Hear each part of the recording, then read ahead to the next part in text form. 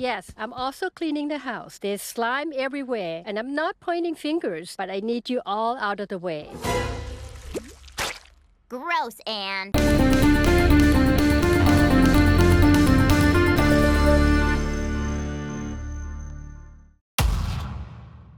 Hello everybody, and we are getting back on track with the mystery baby, starting us off with the museum episode that's been teased since the previous season finale. Surprisingly though, we're only into the 4th episode and yet the hype is only beginning, and we even got confirmation of a silly episode being much more relevant than it first appeared. But I won't spoil too much at a time. The beginning of this episode begins with a determined Anne who clearly has spent her days searching and browsing, pulling all-nighters in order to find a way for the planters to make their return. Which apparently included the likes of Anne even going as far as using shady online group forums in order to find some sort of random lead. Like literally tallying up every nearby thrift store within a 20-mile radius in search for a potential second calamity box. And yes, she actually goes there. And all this is happening while the planters seemingly are enjoying their stay at the Boon Choi's, with them watching rom-coms and not stressing as hard about returning back. I'm certain that they do miss Amphibia, but they probably just know better than to panic and begin losing sleep over something that won't be found through a simple Google search. But yeah, and speaking of rom-coms, Sprig exclaims that it only took them 3 seasons to watch the full series, something that may coincidentally be the same number of seasons to expect out of Amphibia as well. Moving right along with the episode itself, the gang eventually have to travel over to the museum in order for Anne to somehow continue on with her studies in school, which I call complete BS on considering how she missed 5 months of education. I'm pretty sure she missed 47 homework assignments, 5 essays, 2 school projects, and a whole field trip. But anyways, with it being a cartoon and with Anne needing to have a break in some way besides cramming her face inside of a laptop, they all merrily go on their way, where they soon meet a museum curator by the name of Dr. Jan, who ends up being a somewhat trustworthy, kind person with a bubbly personality. Someone who Anne immediately shoots down instead of asking for help, with her being fully aware of the dangers of being caught by, let's say, the FBI, especially with the likes of them potentially finding another piece to the puzzle of the Earth and Amphibia's connection. So Anne makes the better decision in simply planning a way to sneak their way inside of the museum and steal the vase in order to make certain of that never potentially happening.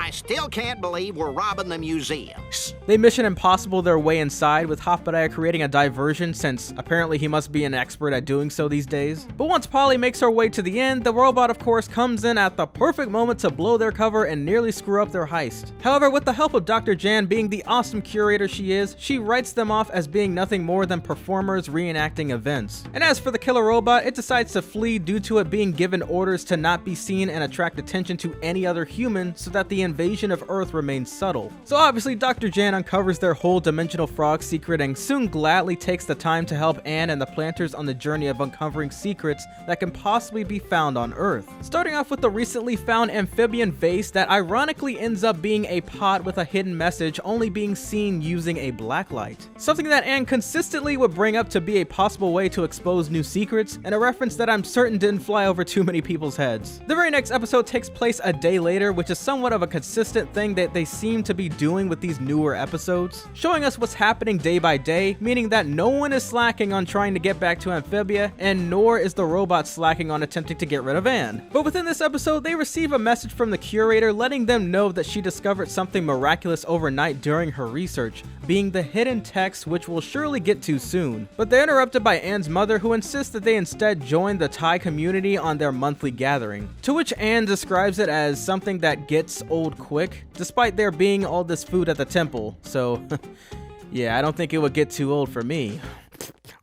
So as usual, Anne clearly doesn't even want to hang around for more than 10 minutes, and so she decides to try and bail on her own while Sprig, Polly, and Hot Pop have their own special adventures in the Thai traditions. With Polly being queen of the kids as usual, Hoppediah excelling in performing arts filled with silent theater and intricate dancing, and Sprig enjoying himself in some intense sports. Anne nearly escapes but is soon caught by her mother, of course, who explains that one of the main reasons Anne needs to be there is in order to catch up with the community, especially considering how they they were for months on end providing for her family while she went missing, with this soon making Anne come to the realization of just how inconsiderate she was regrettably being. But she soon redeems herself after reuniting with the community in a robot fight against Andrus's drones, with Anne dubbing them as nothing more than middle school tech used to spy on Anne for the school's gossip blog. They soon win the battle, much like how Sasha and Grime alongside with the townspeople of Wartwood win theirs, but in doing so, the planters also lose their disguises, which everyone just all of a sudden suddenly shrugs off as nothing more than people who just look bizarre. So yeah, I truly believe that this is actually a hint giving off the fact that being exposed is simply inevitable, and surely someone is gonna run their lips to the wrong person. I could sure use some coffee. Towards the end of the episode, we're then finally revealed the deciphering of the vase's code, which states, "Seek the mother of Olms, she will guide you to your destiny." And oh boy, were there smiles on the faces of the people who did their research after this, cause a simple search for the amphibian Olms is indeed the same creature witnessed from the Season 2's Quarreler's Path episode. And in case you're like me and were wondering, the Olms are distant relatives to the Axolotls, are extraordinarily ancient, and can live for a century. And if this isn't the perfect combination for an amphibian species that would know the secrets of the Newtopian Empire history and much more, then